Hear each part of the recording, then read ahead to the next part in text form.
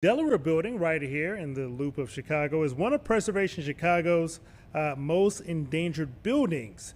It's also been vacant for years now, but now all of a sudden there's some scaffolding up around it. So, what exactly is happening there, and what is the future of the Delaware Building? We are joined now by Ward Miller from Preservation Chicago. Thanks so much for being here. Good afternoon. Good to see you. You as well. I want to start with, could you give our viewers a little bit of background on the history of the Delaware Building? Sure. So this is one of Chicago's oldest structures. It was built in 1874 as the Bryant Building. And as many of you know, in 1871, we had a tremendous fire here, the Great Chicago Fire that burned most of the central area, portions of the south side, and a great portion of the north side along the lakefront. So this is one of Chicago's oldest buildings, and of course, one of the oldest buildings in the downtown area or loop. And this is one of our Chicago's 7 most endangered buildings. It has survived a great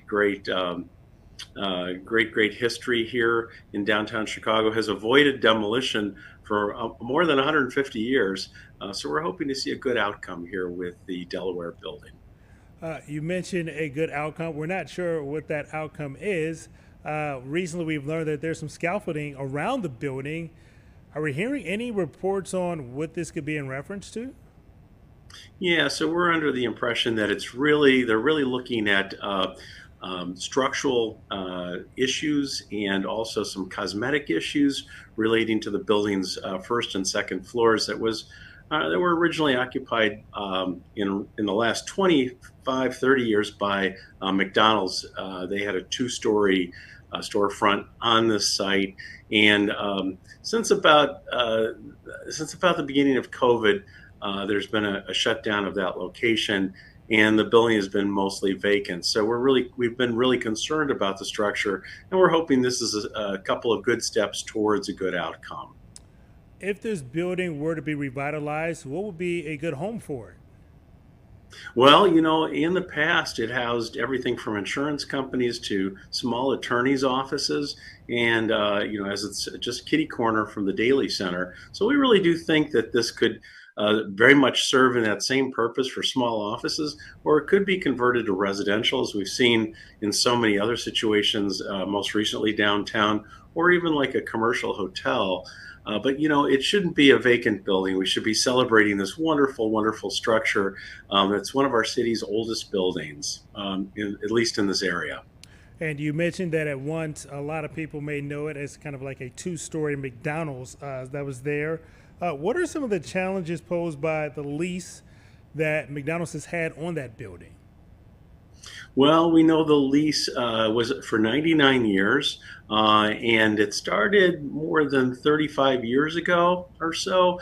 And in the 1980s, about 1982, when the building was landmarked, it also underwent a sort of restoration of the bottom 2 floors.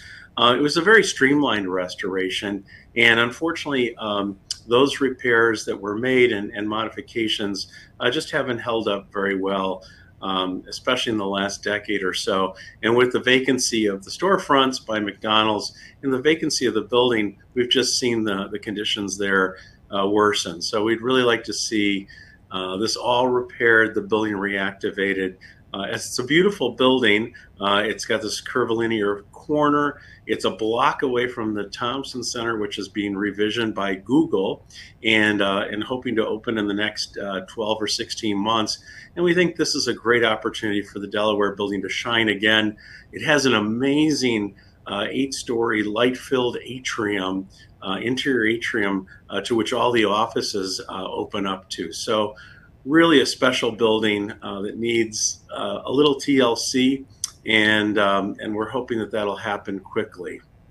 Who currently owns this building, and have we heard anything from them on maybe some of the future plans that they have for it?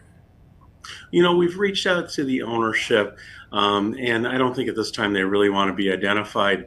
But we're hearing that that the scaffolding and these investigations are being conducted by them.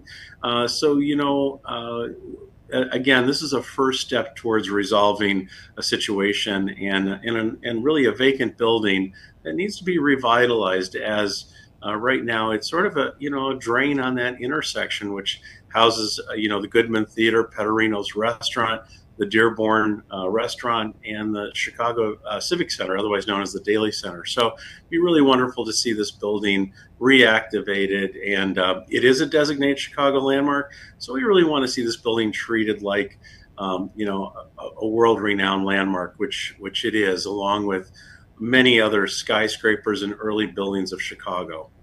Ward, could you give us any examples of maybe other Chicago landmarks that were in a similar position that were eventually revitalized and kind of made brand new all over again?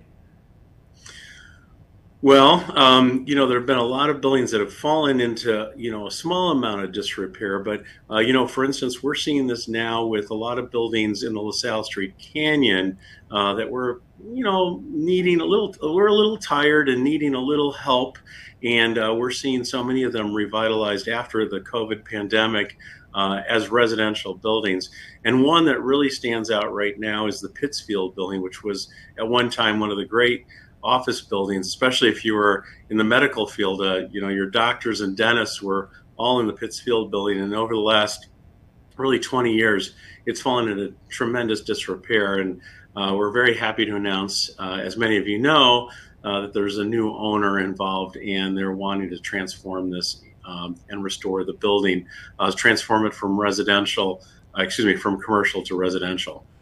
Ward, when it comes to the future of the Delaware Building, and you mentioned some of the investigations and the scaffolding that is up there now, are we thinking a resolution is coming maybe 12 months from now, or are we talking 5, 7 years down the line? Well, we hope that it's sooner than 5 or 7 years down the line. And I would assume, building projects do take a while, and you're in a very dense area of downtown Chicago. So we're hoping that this can all be resolved within the next 12 to 16 months. And Ward, if somebody wants to, I guess, follow along on the future of the Delaware Building, is there some place that our viewers should be checking out just to keep tabs on what's going on? Yes, absolutely. Thank you for that question. Yes, we have an incredible newsletter. Everything we do is pro bono. So you can always join our newsletter list at www.preservationchicago.org. And that newsletter comes out each month. It's the month in review. So it comes out a week or two after the previous month is over. And it'll bring you up to date on many of these stories and others. Sometimes it exceeds 200 pages in content. So we're very proud of this as a resource, and it's also a great resource for our media partners. So honored to have anybody who'd like to join us on that newsletter list.